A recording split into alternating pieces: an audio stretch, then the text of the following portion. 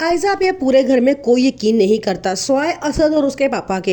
यहाँ तक कि रूहान भी अब आयजा के सामने आके खड़ा हो चुका है और कहता है कि बाकी लोगों की आंखों में पट्टी तो बंदी है, लेकिन आप ये मत समझे कि सब अंधे हो चुके हैं। हमें आपकी चालबाजियां और चालाकियां साफ नजर आती हैं। ये बातें सुनकर उसके पापा उसके ऊपर थप्पड़ मार देते हैं और आयजा से माफी मांगने का कहते हैं। वो अपने पापा की बात का मान रखते हुए उससे माफी तो मांग लेता है, लेकिन रोते हुए वहां से चला जाता है।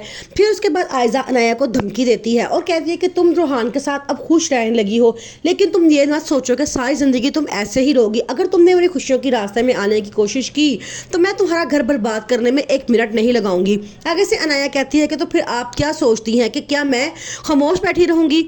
जो मेरा घर बर्बाद होगा तो मैं किसी और का घर भी बर्बाद करने में 1 मिनट नहीं लगाऊंगी। आयजा बड़ा परेशान है क्योंकि वो अनाया को किसी भी सूरत में छेड़ना नहीं चाहती। वो जानती है कि अनाया ने अगर उसके राज खोल दिए तो किसी को मुंह दिखाने के काबिल नहीं रहेगी, इसलिए वो फिलहाल खामोश हो जाती है, लेकिन अपनी मामा से साफ शिकायत करती है और कहती है कि ये अब मेरे मुकाबले भी आके खड़ी होना शुरू हो चुकी है। उसकी मामा आयजा को ही समझाती है कि तुम जो कर रही हो वो बहुत गलत है।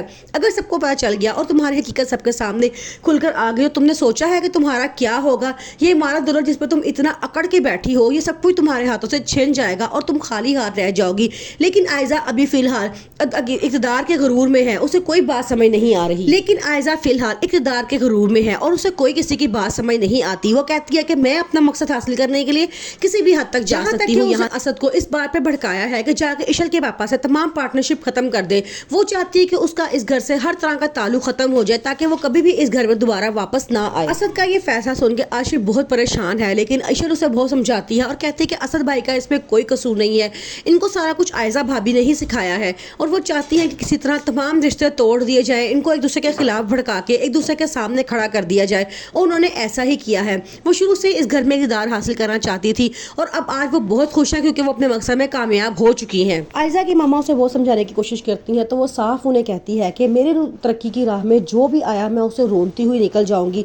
मैं अनाया का सिर्फ इसलिए बर्दाश्त कर रही हूँ कि वो मेरी बहन है, लेकिन अगर उसने ज़्यादा अड़ियाँ तड़ियाँ करने की कोशिश की तो मैं उसको भी ठिकाने लगा दूंगी। ये सब कुछ मैं अपने होने वाले बच्चे के लिए कर रही हूँ और उसके मुस्तकबिल के लिए कर रही हूँ, ताकि ये सब कुछ जायदाद घर दौलत सब कुछ मेरे बच्चे का ही हो, बाकी सब यहाँ से निकल जाएं। रूहान जब अपने पापा को दुआएं देने लगता है तो साथ ही आयजा वहाँ पे पहुँच जाती है और कहती है कि तुम्हें पता है कौन सी दुआएं देनी है? तो आगे से रूहान को बड़ा गुस्सा आता है, वो उसकी शक्ल तक देखना नहीं चाहता। वो उसे जवाब देता है कि हाँ, कम से कम मैं अपने पापा को कभी भी एक्सपायरी दुआएं नहीं दूंगा। जब आयजा ये बात सुनती है तो वो एकदम हैरान रह जाती है। उसे अब अनाया पे गुस्सा आता है। वो कहती है कि शायद अनाया ने रूहान को सारी बात बता दी होगी कि असल कसूरवार कौन है।